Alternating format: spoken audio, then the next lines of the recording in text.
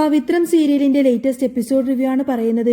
അങ്ങനെ വിക്രമിനെയും അനയൻകുട്ടനെയും എങ്ങനെയെങ്കിലും പൊക്കാൻ വേണ്ടി ശ്രീകാന്ത് പോലീസ് അറിയാതെ മറ്റൊരു സേഫായിട്ടുള്ളിടത്തേക്ക് ജോസഫിനെയും രാജേട്ടനെയും മാറ്റും. അവിടെ വെച്ച് രണ്ടുപേരെയും ക്രൂരമായി തന്നെ തല്ലിച്ചതക്കുന്നുണ്ട്. ഒരു തുള്ളി വെള്ളം പോലും കൊടുക്കാതെ അവരെ വല്ലാതിട്ട് ഇങ്ങനെ കഷ്ടപ്പെടുത്തായിരിക്കും. 2 ദിവസം കഴിഞ്ഞിട്ട് ശ്രീകാന്ത് ചന്ദ്രശേഖരനും ജോസഫിനെയും രാജേട്ടന്റെ അടുത്തേക്ക് വന്നിട്ട് ഭീഷണിപ്പെടുത്താണ്. എടാ, ഇനിയും നിങ്ങളൊക്കെ സത്യം പറഞ്ഞില്ല എങ്കിൽ ഒരു തുള്ളി വെള്ളം പോലും കിട്ടാതെ നിങ്ങൾ ഇങ്ങ് കിടന്ന് ചത്തുപോകും. അതുകൊണ്ട് ഇപ്പോഴെങ്കിലും മര്യാദക്ക് പറഞ്ഞോ, വിക്രമും മേരെയും അനിയൻകുട്ടനെയും കൂട്ടിയിട്ട് എങ്ങോട്ടേക്കാ പോയത് എന്ന്. തങ്ങൾക്കൊന്നും അറിയില്ല എന്ന് അവരെ ആവർത്തിക്കുമ്പോൾ ദേഷ്യം മൂത്ത് ശ്രീകാന്ത് ഗുണ്ടകളോടങ്ങ് ആക്രോശിക്കുന്നുണ്ട്. ഇവനൊന്നും കിട്ടിയത് പോരാ, ഇന്ന് നിന്നെയൊക്കെ ഞാൻ കൊണ്ടുപോയി സത്യം പറയിപ്പിക്കും. ഇല്ലെങ്കിൽ നിങ്ങൾ എന്ത് ചെയ്യുമെന്ന് എനിക്ക് നന്നായിട്ടറിയാം. ആരും അറിയാതെ എവിടെയെങ്കിലും കൊണ്ടുപോയി തള്ളും. അതുകൊണ്ട് മര്യാദക്ക് പറഞ്ഞോ എവിടെ അവര് പോയത് എന്ന്. അപ്പോഴേക്കും ചന്ദ്രശേഖരൻ ഇടപെട്ട് പറയുന്നുണ്ട്, അവന്മാരെ കണ്ടുപിടിച്ചത് മതി ഇവന്മാർക്ക് എന്തെങ്കിലും കൊടുക്കുന്നത് എന്ന്. അങ്ങനെ ഗുണ്ടകൾ സജിനെ വല്ലാതെ അങ്ങനെ ഇടിച്ചു വശത്താക്കി സത്യം പറയിപ്പിക്കാണ്. ഇടുക്കി രാജാക്കാട്ടിലേക്കാണ് അവർ പോയിരിക്കുന്നത് എന്ന സത്യം സജിൻ ഒടുവിലങ്ങ് സമ്മതിച്ചു.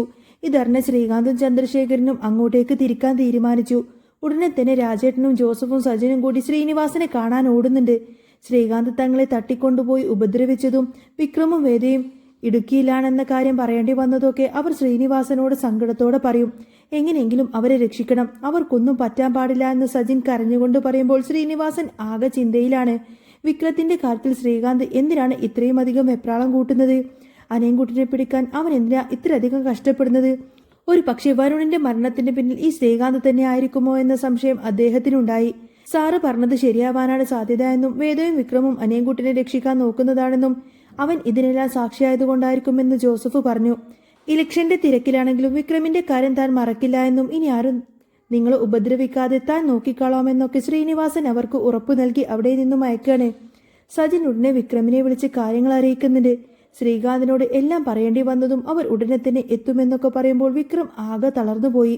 വിക്രം ഈ ഒരു കാര്യം വേദയോട് പറയുമ്പോൾ അവൾ ഭയത്തോടെ അവനെ നോക്കുന്നുണ്ട്. എന്നാലും ഇതിനൊരു അവസാനം വേണ്ടേ? അനയൻകുട്ടനൊന്ന് സത്യം പറഞ്ഞാൽ മതിയായിരുന്നു എന്ന് വിക്രം ചിന്തിച്ചു. കുറച്ചു ദിവസം എല്ലാം മറന്ന് സന്തോഷിച്ചതായിരുന്നു. ഇപ്പോഴിതാ എല്ലാം തകരുന്നു എന്ന് വേദ സങ്കടപ്പെട്ട് പറയുമ്പോൾ വിക്രം അവളെ ചേർത്ത് പിടിച്ച് ആശ്വസിപ്പിക്കുന്നുണ്ട്. ഇതിനിടയിൽ ശ്രീനിവാസൻ വാസവനെ ഫോൺ വിളിച്ച് നേരിട്ട് കാണണമെന്ന് ആവശ്യപ്പെട്ടു. അവർ തമ്മിൽ കാണുമ്പോൾ വരുണിന്റെ കൊലപാതകത്തെക്കുറിച്ചാണ് സംസാരം. പുളിക്കനെ കൊന്നത് വരുണിന്റെ കൊന്ന ആൾ തന്നെയായിരിക്കുമെന്നും അതിന് ഒരേയൊരു സാക്ഷി അനയൻകുട്ടനാണെന്നും ശ്രീനിവാസൻ വാസവനെ ബോധ്യപ്പെടുത്താൻ ശ്രമിച്ചു.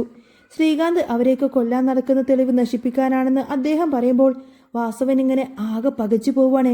ശ്രീകാന്ത് ഒരിക്കലും വരുണിന്റെ കല്യാണത്തിന് സമ്മതിക്കില്ലായിരുന്നുവെന്നും വിക്രമിനെ ഒഴിവാക്കാൻ വേണ്ടിയിട്ട് അവൻ കളിച്ച നാടകമാണിത് എന്ന് കേൾക്കുമ്പോൾ വാസവൻ ആകെ പതറി. തന്റെ മിത്രങ്ങൾ തന്നെയാണോ ശത്രുക്കൾ എന്ന് അയാൾ ചിന്തിച്ചു തുടങ്ങി. ശ്രീകാന്ത് ചന്ദ്രശേഖരനും ഇടുക്കിയിലേക്ക് പോകാൻ വേണ്ടിയിട്ട് റെഡിയാകുമ്പോൾ ദർശൻ അവരെ തടയാൻ നോക്കുന്നുണ്ടെങ്കിലും അവർ അവരെയൊന്നും വകവെക്കാതെ കാറിലേക്ക് കയറി. വഴിയിൽ വെച്ച് വാസവൻ അവരുടെ കാറ് തടഞ്ഞു വെക്കുന്നുണ്ട്.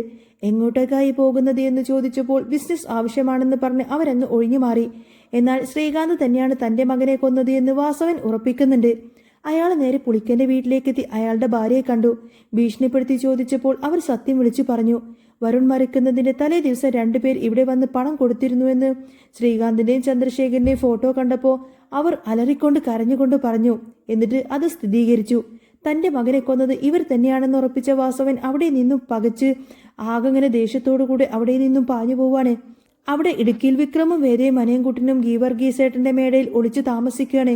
രാത്രിയുടെ നിശബ്ദതയിൽ കറന്റ് ഓഫ് ചെയ്ത് ശ്രീകാന്ത് ചന്ദ്രശേഖരനും അവിടെ എത്തി.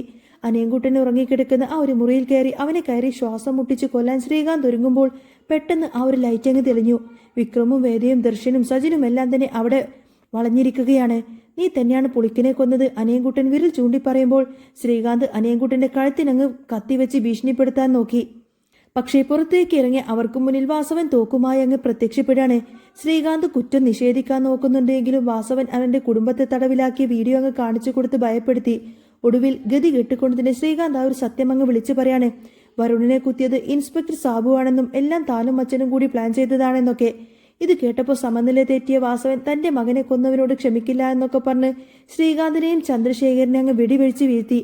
എന്റെ പ്രതികാരം തീർന്നിട്ടില്ല എന്നും SI സാബുവിനെ കൂടി താൻ കൊല്ലുമെന്നൊക്കെ പറഞ്ഞ് വാസവൻ അവിടെ നിന്നങ്ങ് പോവാണ്. വിക്രമും വേദയും ആകെ തരിച്ചു നിൽക്കുമായിരിക്കും. വാസവൻ ആയുധമായി ഇരുളിലേക്ക് നടന്നു പോകുമ്പോൾ മേടയുടെ ഉമ്മറത്ത് വിക്രമും വേദയും തറഞ്ഞു നിൽക്കുന്നുണ്ടായിരുന്നു. വെടിയേറ്റ് വീണ ശ്രീകാന്തും ചന്ദ്രശേഖരും ചോറയിൽ കിടന്നിങ്ങനെ കുളിക്കുന്നത് കണ്ട് അനിയൻകുട്ടൻ ഇങ്ങനെ വിറച്ച് വിക്രമിന്റെ പിന്നിലങ്ങ് ഒളിച്ചു നിന്നു. ഇതിനൊരു അന്ത്യം ഇങ്ങനെയാകുമെന്ന് ഒരിക്കലും കരുതിയില്ല വിക്രം. വേദയുടെ ശബ്ദം ഇടറുന്നുണ്ടായിരുന്നു. പെട്ടെന്ന് ദർശൻ മുന്നോട്ട് വന്ന് അവരുടെ കൈകളിൽ പിടിച്ചു. ഇതൊന്നും നമ്മൾ വിചാരിച്ചതല്ല, പക്ഷേ സത്യം പുറത്തുവരാൻ ഇതിലും വലിയൊരു വില കൊടുക്കേണ്ടി വരുമായിരുന്നു. അച്ഛനും ഏട്ടനും ചെയ്ത പാപത്തിന് അവർ തന്നെ ശിക്ഷ വാങ്ങി. അപ്പോഴേക്കു ദൂരെ പോലീസ് ജീപ്പിന്റെ സൈറൺ മുഴങ്ങിയിരുന്നു. സജിൻ എല്ലാവരെയും വേഗം അവിടെ നിന്നും മാറ്റാൻ ശ്രമിച്ചു. നമുക്കിവിടെ നിന്നും മാറണം. വാസവൻ സാർ പോയത് ഇൻസ്പെക്ടർ സാബുവിന്റെ അടുത്തേക്കാണ്. അവിടെ മറ്റൊരു ചോരപ്പുഴ ഒഴുകുന്നതിന് മുൻപ് നമുക്കത് തടയണമെന്ന് പറയാണ് സജിൻ. അതേസമയം നഗരത്തിലെ വിജനമായ ഒരു ഗോഡൌണിന് മുന്നിൽ ഇൻസ്പെക്ടർ സാബു തന്റെ ജീപ്പിൽ നിന്നും ഇറങ്ങിയിരുന്നു. ശ്രീകാന്തിന്റെ ഫോണിൽ വന്ന ആ ഒരു സന്ദേശം വിശ്വസിച്ചുകൊണ്ടാണ് അവിടെ എത്തിയത്. പെട്ടെന്ന് ഇരുട്ടിൽ നിന്നും വാസവൻ ഉയർന്നു വന്നു. സാബു തോക്കെടുക്കാൻ ശ്രമിച്ചുവെങ്കിലും വാസവന്റെ കയ്യിലെ ആ ഒരു വെടിയുണ്ട് അവന്റെ തോളിലേക്ക് അങ്ങ് തുളച്ചു കയറി. എന്റെ മകനെ കുത്തിയ അതേ കൈക്കൊണ്ടല്ലേ നീ ഈ തോക്കെടുത്തത് സാബു? വാസവന്റെ കണ്ണുകളിൽ പക ജ്വലിക്കുന്നുണ്ടായിരുന്നു. സാബു വേദന കൊണ്ട് പുളഞ്ഞു നിലവിളിച്ചു.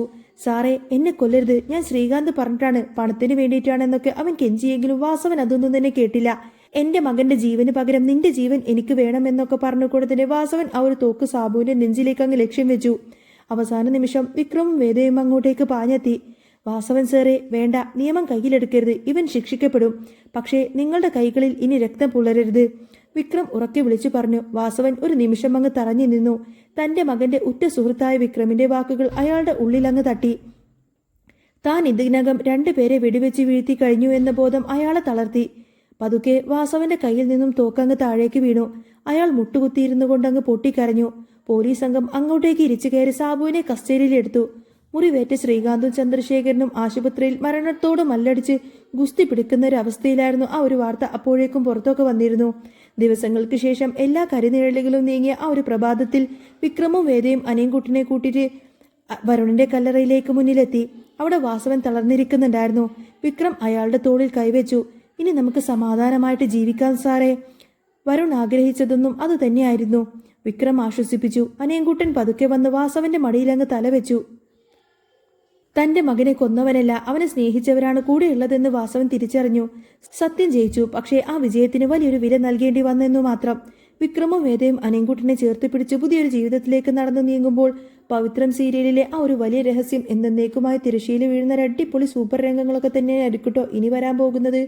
അപ്പോൾ നിങ്ങൾക്ക് ഈ ഒരു ചാനൽ ഇഷ്ടമാവുകയാണെങ്കിൽ സബ്സ്ക്രൈബ് ചെയ്യാനും സപ്പോർട്ട് ചെയ്യാനും മറക്കല്ലേ. നെക്സ്റ്റ് വീഡിയോ ആയിട്ട് വരാം. ബൈ.